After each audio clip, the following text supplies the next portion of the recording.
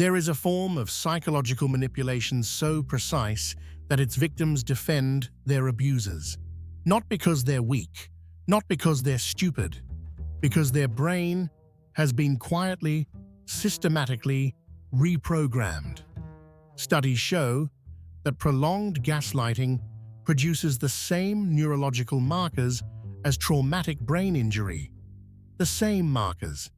Think about that. No physical contact, no visible wound. Just words. Carefully chosen, perfectly timed, and your brain begins to malfunction. You stop trusting your own memory.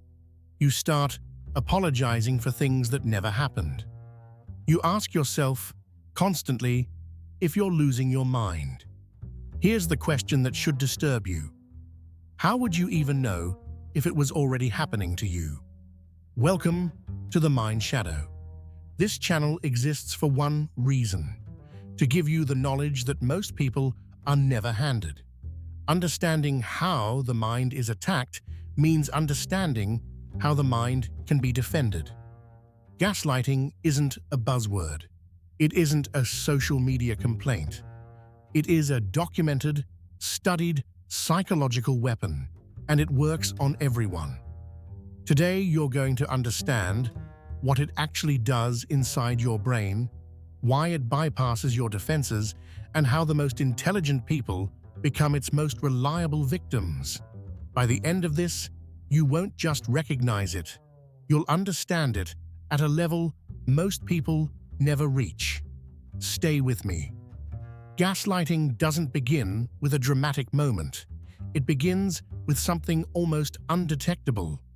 A small correction, a gentle contradiction, something so minor that questioning it feels unreasonable. That's the architecture of it. That's what makes it lethal. The term comes from a 1944 film, Gaslight. A husband slowly manipulates his wife into believing she's going insane. He dims the gas lights in their home.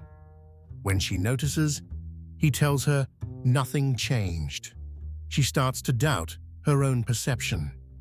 She begins relying entirely on his version of events. Fiction, but built from a real psychological truth. The manipulation follows a precise structure. First, the gaslighter introduces doubt, not confrontation. Doubt. They question your memory of a specific event. They do it calmly, matter-of-factly, as if you're the one confused. Then they escalate. The corrections become more frequent, more confident. Your certainty starts to crack. Then comes the third phase, and this is critical. They offer themselves as the solution. They become your anchor to reality. You're disoriented and they're steady. You start depending on them to tell you what's real. That dependency is the entire goal. Everything before it was just construction. Here's where it gets neurological. And this is where most conversations about gaslighting stop short. Because this is the part that should genuinely unsettle you. Your brain has a system called the hippocampus. It consolidates memory. It stitches together what happened, when, and how you felt about it.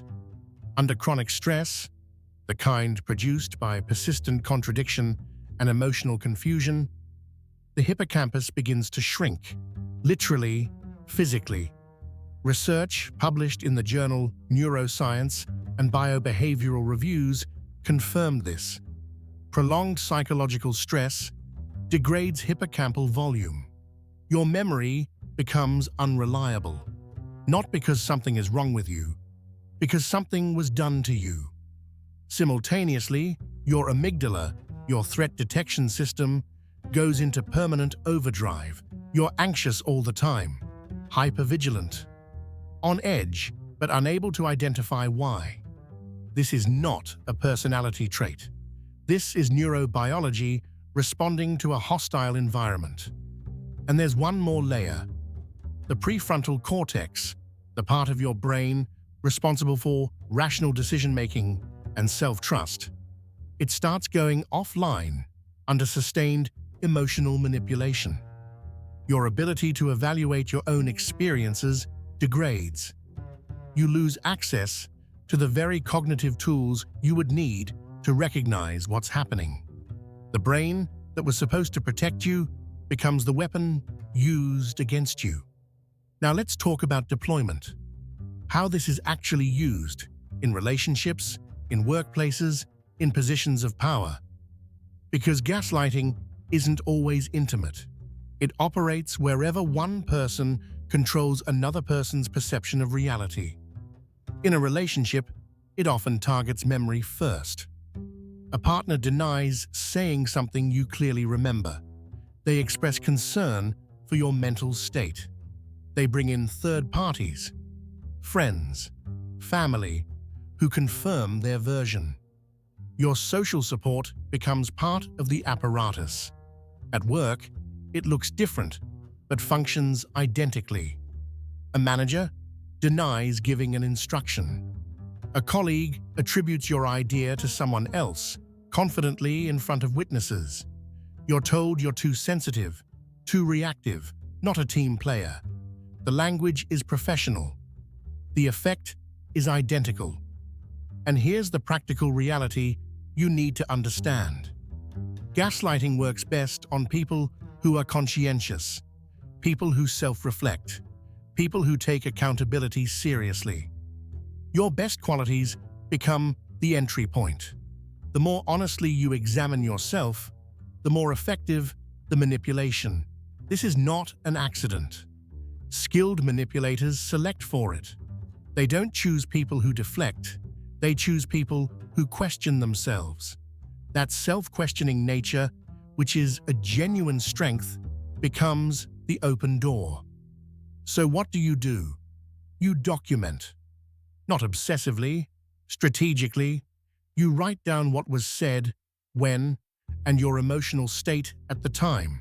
You create an external record that exists outside the manipulator's reach, and you identify one or two people outside the dynamic whose perception you trust. You protect those relationships like infrastructure, because when your internal compass is being jammed, you need an external one.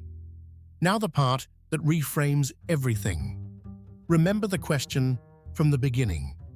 How would you know if it was already happening to you? Here's the answer, and it's more unsettling than you might expect. The most reliable sign of gaslighting isn't confusion. It isn't anxiety. It's this. You find yourself constantly working to justify your own reality to someone who claims to know it better than you do. That's the tell. That one pattern. The moment another person's certainty about your experience consistently outweighs your own lived memory, the mechanism is active. But here's the deeper revelation. The most insidious gaslighting doesn't come from a malicious partner or a predatory boss. It comes from systems, institutions, media, cultural narratives that tell you what you saw, what you felt, and what it means, before you've had a moment to process it yourself. The scale changes, the mechanism doesn't. What you've learned today about gaslighting in relationships, the doubt installation, the dependency creation, the neurological degradation, it operates identically at every level of human influence. The man who understands this doesn't just protect himself from manipulative individuals. He builds a kind of perceptual sovereignty that very few people ever develop. That's the real prize. Not just surviving gaslighting, becoming the person it cannot touch. If this landed for you, there's one thing worth doing. Share this with someone who needs it, not someone you want to convince, someone you want to protect. Subscribe to TheMindShadow if you haven't. Every week, one more layer of the human mind revealed. The comment I want to read from you is this. What was the moment you first recognized someone was rewriting your reality?